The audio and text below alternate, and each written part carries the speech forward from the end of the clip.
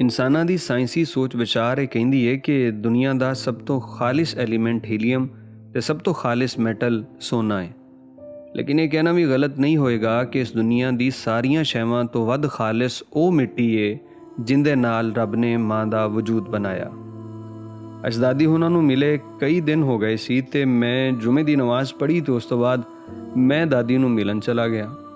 80 ਸਾਲ ਦੀ ਉਮਰ 'ਚ ਦਾਦੀ ਹੁਣੇ ਇਸ ਦੁਨੀਆ ਤੋਂ ਟੁਰ ਗਏ।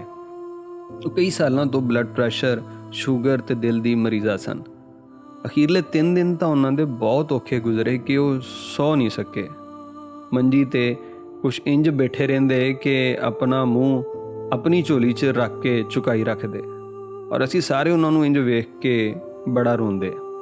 ਇੱਕ ਸ਼ਾਮ ਫਿਰ ਉਹਨਾਂ ਦੀ ਤਬੀਅਤ ਜ਼ਿਆਦਾ ਖਰਾਬ ਹੋਈ ਤੇ ਮੇਰੀ ਵੱਡੀ ਭੂਆ ਅਗਾਂਹ ਵਧੇ ਤੇ ਆਪਣੇ ਦੋਵਾਂ ਹੱਥਾਂ 'ਚ ਦਾਦੀ ਦਾ ਮੂੰਹ ਲੈ ਕੇ ਉਹਨੂੰ ਚੁੱਕਿਆ ਤੇ 2-3 ਆਵਾਜ਼ਾਂ ਮਾਰੀਆਂ, ਮਾਂ ਮਾਂ, ਮੇਰੇ ਨਾਲ ਗੱਲ ਕਰੇ ਨਾ।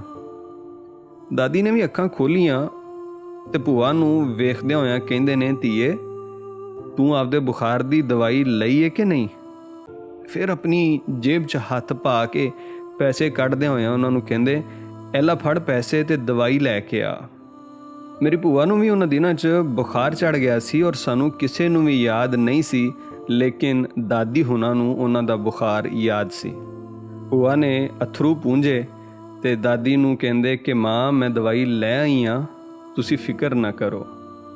ਬਸ ਇਹ ਸੁਣਨਾ ਸੀ ਕਿ ਦਾਦੀ ਹੁਣੀ ਉਸੇ ਵੇਲੇ ਤਕੀਏ ਤੇ ਲੇਟੇ ਔਰ ਅੱਖਾਂ ਮੀਟ ਲਈਆਂ, ਔਰ ਫਿਰ ਐਸੀਆਂ ਮੀਟੀਆਂ ਕਿ ਉਸ ਤੋਂ ਬਾਅਦ ਕਦੀ ਅੱਖਾਂ ਨਹੀਂ ਖੋਲੀਆਂ।